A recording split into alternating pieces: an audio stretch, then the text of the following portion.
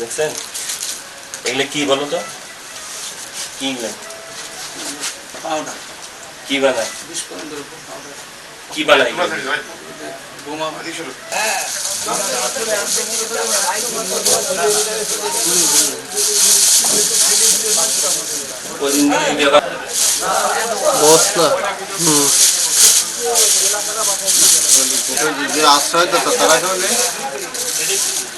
এখানে কি বলে উনি উঠেছে ভাই?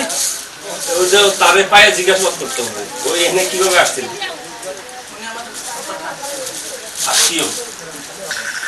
ওই যে উদয় শঙ্করের মার্ডার শুনছিলেন না মনিরামপুর?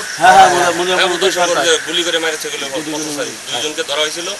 ও এয়ারপোর্ট থেকে পলাতক ছিল ইন্ডিয়ার একটা নাম্বার হয়েছে গেছে সিম নাম্বার।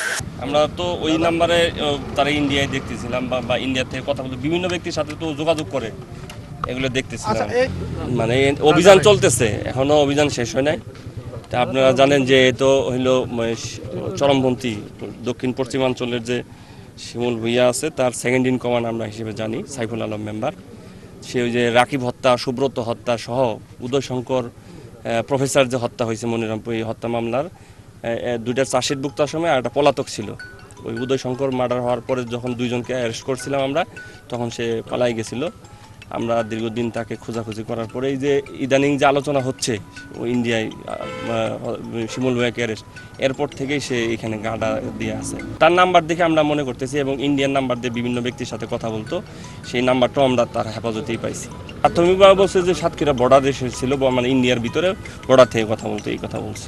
এখন আমাদের যে ঘটনাটা উদয় শঙ্করে ওই সব স্বীকার করছে, সে সুমন সহ আলামিনকে যে সে রিক্রুট করছিল এবং হত্যার জন্য সেগুলো সে স্বীকার করছে। আজকে তার হেফাজতে কিন্তু এক্সক্লুসিভ পাওয়া গেছে, বোমা তৈরির যে সরঞ্জাম এগুলো পাওয়া গেছে। যে সম্ভবত ওই যে গান পাউডার যেটা বলা হয়, সাদা আর নাইট্রেট পাউডার, দুইটা পাউডার পাওয়া গেছে যেগুলো দিয়ে গান পাউডার তৈরি করা হয়। সে জানাইছে যে ও অভয়নগরের একজন নাম হলো, তার নাম প্রকাশ করছে, সে এখানে পাঠাইছে জিসান নামে এক ব্যক্তির কাছে সে পৌঁছাবে, অবস্থান করতেছিল রাস্তায়। ওখান থেকে আমাদের ফোর্স অ্যারেস্ট করে তারপরে ওখান থেকে সে জানায় যে এখানে 5 দিন ধরে সে অবস্থান করতেছে। ভাই কলকাতায় গেলে নাকি তুমি?